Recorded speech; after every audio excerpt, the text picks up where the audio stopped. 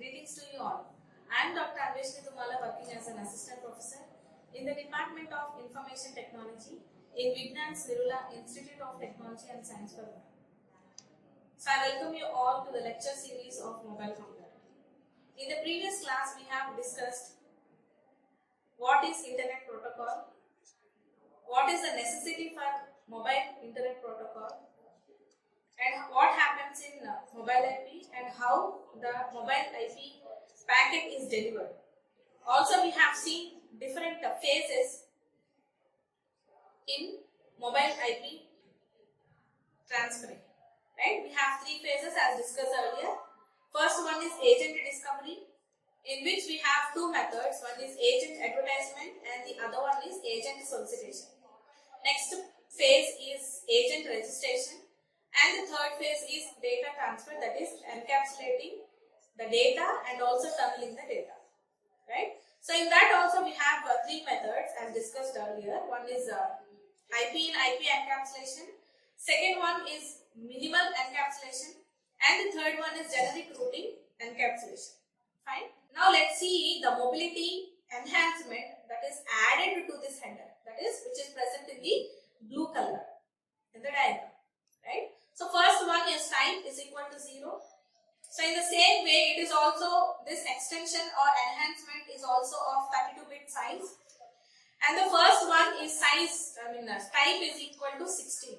So 8 bits are allotted for this, and also type, depending upon the type of the packet that we are transmitting onto the network, it is set to 16. Right? So next one, length of care of addresses is present here.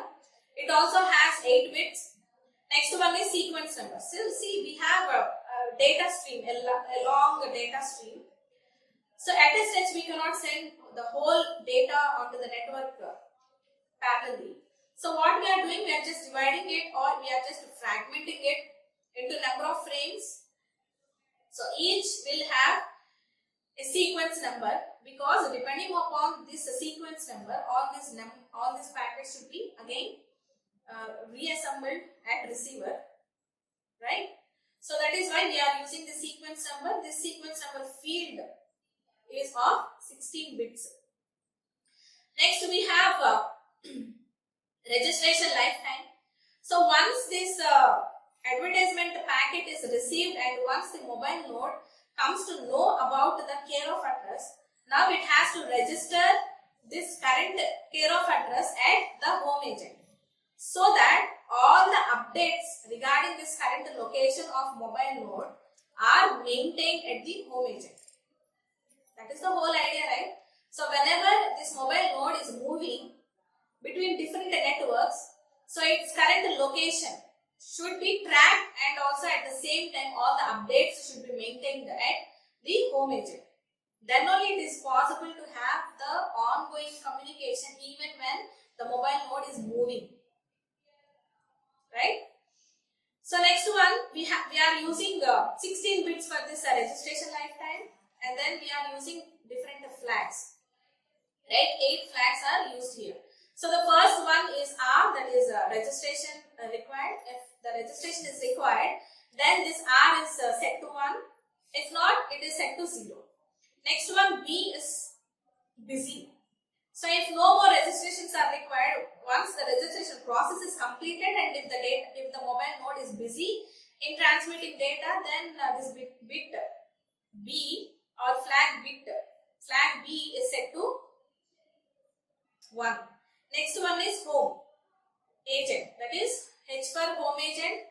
Next one is foreign agent. So based upon the care of address that is received by this mobile node, that particular agent should be set here. So if it is foreign agent, obviously foreign agent should be set to 1.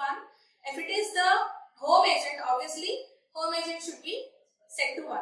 See, before the movement, initially the node is present in the home agent. Obviously the home agent bit should be set to 1. So if this particular mobile node is moving from the home network to the foreign network, obviously the foreign network, foreign agent should be set to 1, right? So the next one is M. M is for minimal encapsulation. and G is for generic routing encapsulation. So in the process of IP packet delivery, we have three phases, right? So last phase, in order to transmit the data, we are using different methods. So the first default method is IP in IP encapsulation. Okay, second one, since IP in IP encapsulation process have the drawback of repetition of fields in the header, so to minimize that, we are using the minimal encapsulation. So if you are using the minimal encapsulation process, then you can set this M to 1. Or if you are using the generic routing encapsulation, obviously then you can set this G to 1.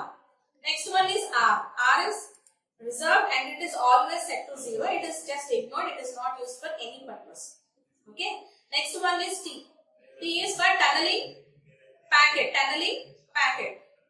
That is reverse tunneling packet. So once the mobile node is getting the data, obviously it has to reply. So to send back the reply, it will use the reverse tunneling process. So if the data or the mobile node is using this reverse tunneling process, obviously this T bit has to be set to 1.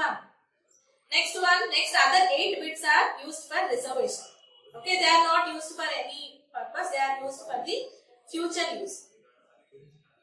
Next one is care of address. So the care of address, whichever the care of addresses are used, all those care of addresses should be mentioned here. Okay. Next one is agent solicitation. So this, if the mobile node got its care of address, see, if this mobile node is present in the home network, then no problem. If the mobile node is moving from that home network to the foreign network, it has to update. And also mobile node should know its current location. By default it cannot know. So in order to know its current location, so it uses the agent advertisement packet or it may use the agent solicitation packet. So this mobile node itself will send this agent solicitation packet. That means it is requesting the agents to respond and say what are the services that it provides. Okay. So the mobile node requests the services by sending a solicitation message to inform the foreign agent directly.